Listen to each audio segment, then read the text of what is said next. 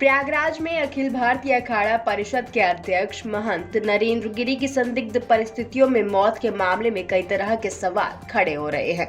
अखाड़ा परिषद के अध्यक्ष नरेंद्र गिरी की मौत के मामले में उनके शिष्य आनंद गिरी को हिरासत में ले लिया गया है। इसके बावजूद महंत नरेंद्र गिरी की मौत अब एक अनसुलझा रहस्य बन गई है।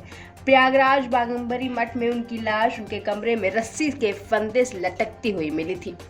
उनके कमरे से पुलिस को 7 पन्नों का सुसाइड नोट मिला है। महंत नरेंद्र गिरी के लेटर पैड पर ही ये सुसाइड नोट लिखा गया है।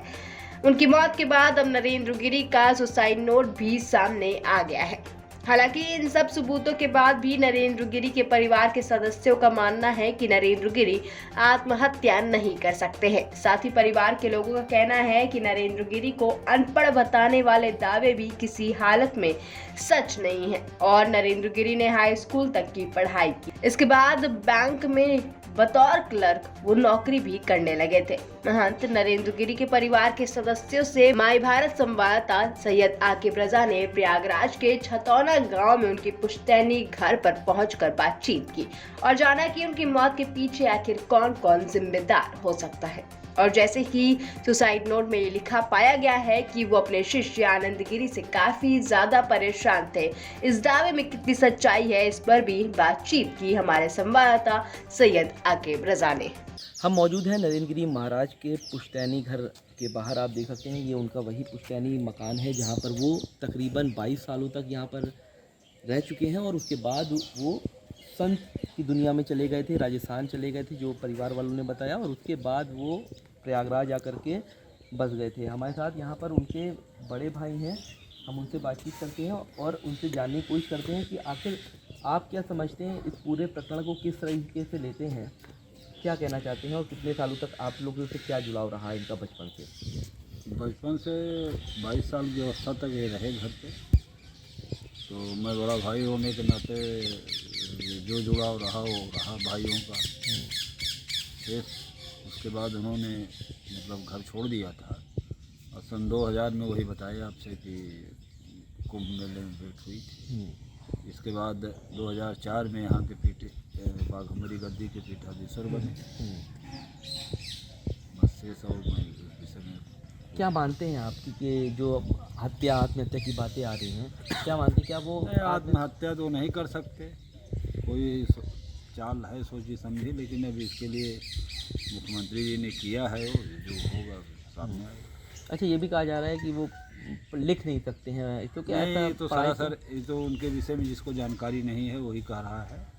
इनके रिकॉर्ड हमने बताया कि 1 से 5 तक प्राइमरी स्कूल छतौना, 6 से 8 तक सर्वी प्रसाद इंटर कॉलेज आमीपुर और इंटरमीडिएट गोमती कॉलेज फूलपुर से पढ़े थे, लेकिन वहाँ से इंटरमीडिएट फेल हो गए थे। अच्छा, 10 तक पढ़े थे? 10 तक, हाँ, पढ़े तो इंटर तक थे, लेकिन सर्टिफिकेट जो मिलेगी आपको हाई स्कूल तक ही मिलेगी, क्योंकि हाई स्कूल पास थे और फेल की तो मिल जाएगी इंटरमीडिएट तक। अच्छा, आप लोग जब बचपन में साथ 22 सालों तक रहे हैं तो अचानक से इनके अंदर कैसे आए कि ये साधु बन जाए या अलग हो जाए? तो हम नहीं बता पाएंगे। अच्छा, इनके खुद से इनकी इच्छा थी? उनका निर्णय खुद का था, मतलब गए तो फिर लौटे ही नहीं, तो हम क्या बता दें कि अच्छा, और अब क्या मानते हैं किस तरीके से घर का, क्योंकि आप लोग का यहाँ कई मकाने हैं, जो आपका ये मकान कई परिवार के लोग रहते हैं, सब में शोक की लहर है कि एक तरीके से?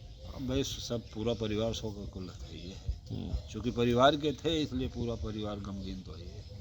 आपके किसके ऊपर शक लग रहा है कि आखिर कौन है? हम वहाँ के विषय में जब जानते ही नहीं तो हम क्यों शक करें बिना मतलब वाला। लेकिन ये तो मांग कर रहे हैं ना कि इंसाफ हो। हाँ, इंसाफ होने तो मांग कर रहे हैं कि मतलब जो न्याय हो सही हो। ठीक है, ये बड़े भाई थे उनके, हमारे साथ उनके भतीजे भी हैं जो पेशे से वकील हैं। जी, आप क्या कहना चाहते हैं, कितना बड़ा ये गम है, और आपने को जब पता चला कि वो एक बहुत बड़े संत हैं, भारतीय अखाड़ा परिषद के अध्यक्ष हैं, कई मित्र भी आपके पूछते रहे होंगे, तो क्या बताते थे आपके पिताजी आपको उनके बारे में, और आपके क्या साथ क्या जुड़ाव रहा?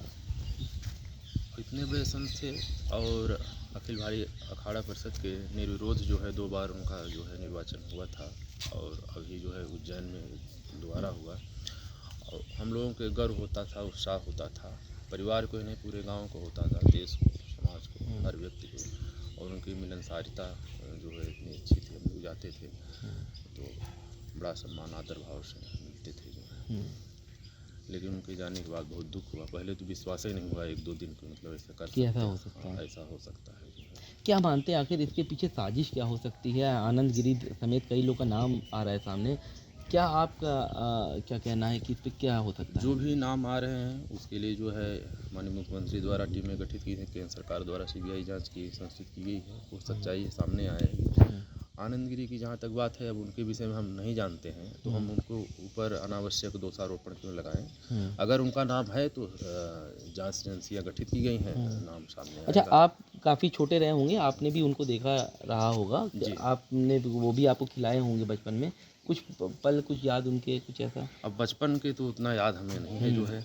लेकिन खिलाया है आपको अब उन्होंने। खिलाए होंगे लेकिन अब हाँ, भाई बचपन। याद नहीं है। हाँ, गम बहुत है आपको जी, और बहुत इंसाफ दुख है जो किया है। है। जी, तो बिल्कुल आप देख सकते हैं कि ये सभी परिवार के लोग हैं और अब इनको बस इंतज़ार है तो रिपोर्ट आने का, और ये भी मांग कर रहे हैं कि सीबीआई की जो जांच हो उसमें क्या निकल कर आता है वो भी देखना दिलचस्प होगा। हालांकि अब देखना ये भी होगा कि कौन दोषी है कौन नहीं है। हालांकि 3 लोगों को गिरफ्तार कर लिया गया है। आगे के लिए भी ये बताया जा रहा है कि कुछ लोग को हिरासत में लिया जा सकता है।